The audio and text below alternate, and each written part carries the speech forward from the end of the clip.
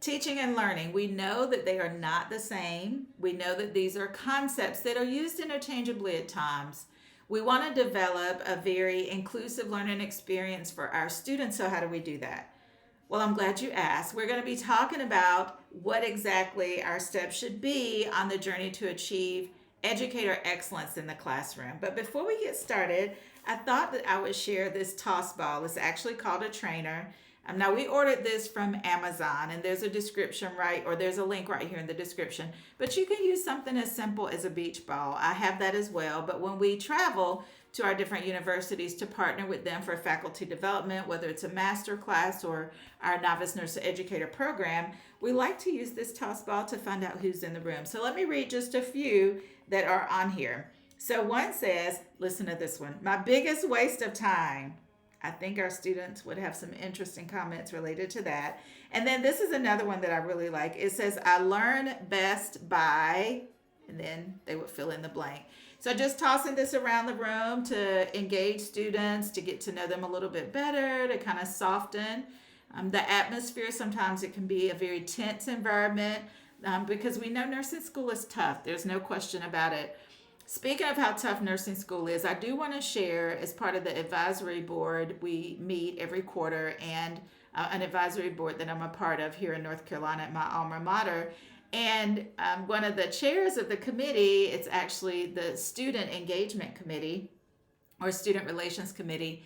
She asked that we come and we provide sweet treats to students just to kind of give them encouragement, because it was a really big patho exam. I'm sure we can all remember those patho exams. They haven't changed. Even after 30 years, when I was in nursing school, back 30 years ago, it's still a tough course, and the exam can be quite overwhelming for many. So we had community members that came and shared sweet treats with the students just to encourage them.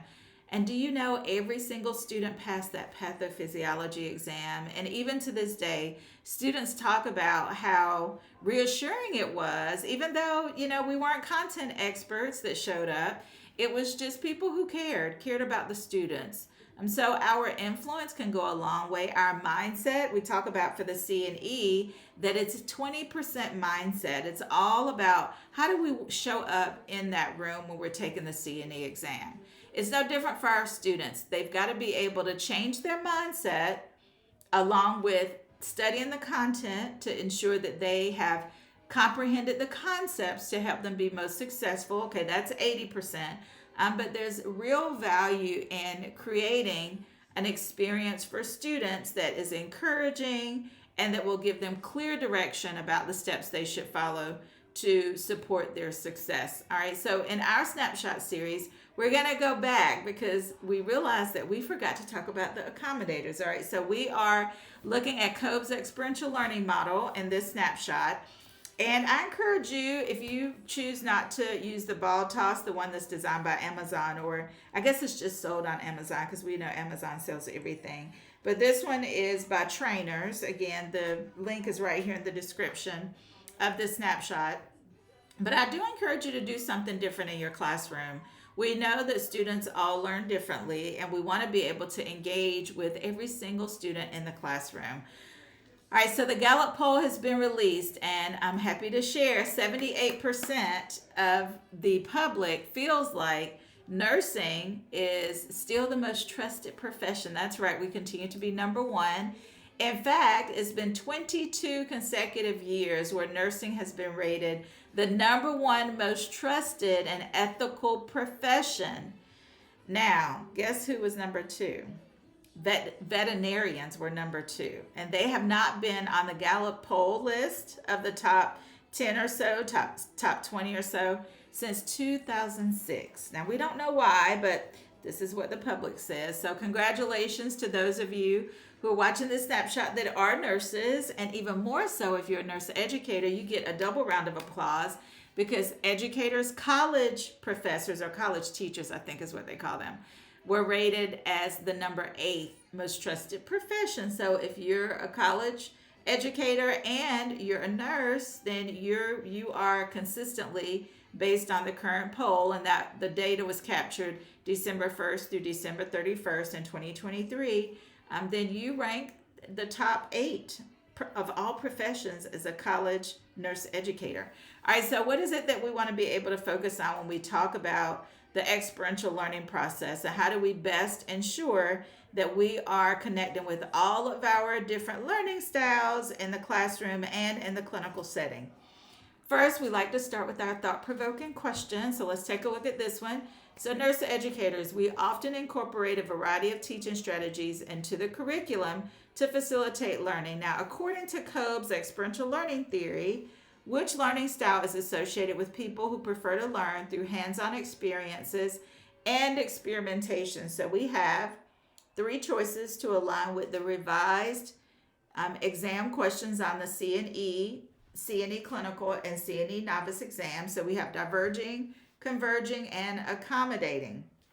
Remember the strategy if you're on that journey to CNE that you want to follow. Okay, so first you want to think about, what is this question asking me? Okay, and then the second consideration you want to think about is, what is it that I know for sure related to Kolb's experiential learning theory, related to the hands-on experiences that students have, and related to these 3 different types of learning styles or preferences. Okay, so that's what you want to think about. And now we are going to cover accommodators. All right, so what is it that you know about accommodators? Well, 3 things we want you to remember or keep in mind when you're thinking about the students in your room that may be accommodators. First and foremost, they do rely on their intuition, okay? So they trust their gut, and it may not always be aligned with the evidence, right? Or what they actually should do, what action steps they should actually take, what nursing practices they should actually follow. So they do tend to trust their intuition. The second characteristic is that they rely on others for information, right? So they help others, but they also rely on other people to influence their thoughts, influence their decisions, because these type of learners really have a personality of being able to connect with others. Okay, so there are, as you can imagine, some challenges when that type of learning style comes into play.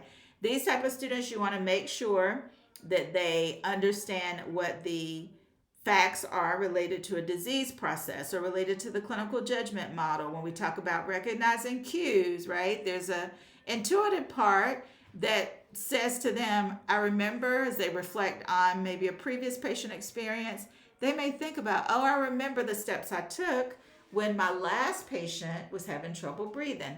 So what steps do I want to take this time? Oh, I want to do an assessment. Okay, what type of assessment do you want to do? And what type of next steps do you want to consider? When they look at that patient who is having labored breathing, that's a cue that they're able to recognize. And the next step is, okay, now I need to assess their lung sounds. I need to talk to them about how they're feeling. All right, so that is something you want to consider with the accommodator. Remembering that our students learn in a variety of different ways, and what we want to be able to engage in with our students is to support their learning process. Okay, so these are different characteristics that are associated with the accommodator. Now it's your turn. I want you to write on your study worksheet. If you have not already printed out your study worksheet, it is right here in the description. You want to identify one teaching strategy and then think about, how does it align with the accommodator? Okay, so that's what we want to focus on for this snapshot. What specific behaviors and what specific teaching strategies are going to align with the accommodator to ensure that we're helping and supporting students with connecting the dots. And so now let's go back to our thought-provoking question. You are going to use Dr. Caputi's CNE review book. This is the 2nd edition, page 35, to help you close your knowledge gaps related to the different learning styles categories. You're also, and that's table 2.3, you're also going to use Billings and Halstead, page 252, table 14.1. All right, so if you want to go there with me, you're going to see on page 252, that last bullet point where it says a learner may prefer more to be diverging, assimilating, converging, or accommodating. And under accommodating, it has more description: doing and feeling, hands-on and rely on intuition versus logic, They really like experimental approaches. So these are the students who can't wait until they get to clinicals, right? They're so excited when we're talking in the classroom about didactic, but they want to rush and get to the clinical experience, but we want to slow them down, right? We want to validate that they are competent. These are the students when it comes to skills, lab, and simulation. They're super excited, and even sometimes they may be a little bit overly confident.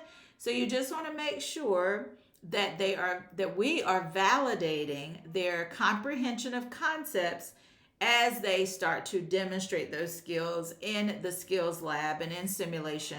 We want to give them formative feedback so that they're not exclusively relying on intuition, because remember, I just talked about how sometimes they can rely on intuition instead of logic, right? We want the combination, and we want that intuitive impulse to come from experience, to come from the fact that we have validated their competency during our previous formative feedback, or it could be summative feedback as well.